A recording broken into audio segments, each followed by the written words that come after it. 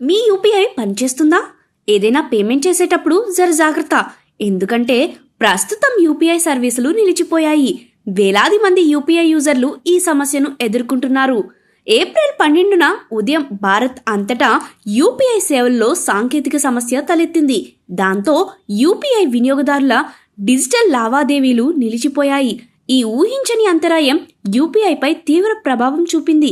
UPI యూజర్లు, merchant సర్వీసులు నిలిచిపోవడంతో payments fail అయ్యాయి. గత మార్చి 26న యూపీఐ సర్వీసులకు మొదటగా అంతరాయం ఏర్పడింది.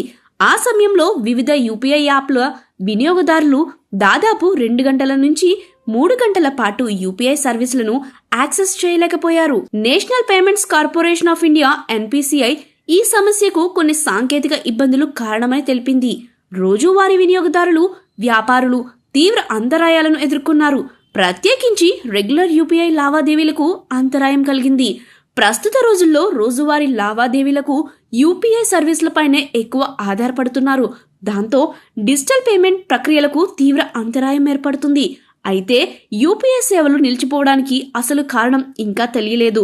సర్వర్ ఓవర్లోడ్లు, షెడ్యూల్ మెయింటెనెన్స్ లేదా ఇతర సైబర్ భద్రతా సమస్యలు కూడా కారణం కావచ్చు. ఈ అంతరాయంతో అనేక ఆర్థిక సంస్థలను ప్రభావితం చేసింది. ముఖ్యంగా HDFC bank, state bank of India, bank of Baroda, Kotak Mahindra bank వంటి ప్రధాన బ్యాంకులకు సంబంధించి యూపీఐ సర్వీసులు నిలిచిపోయాయి.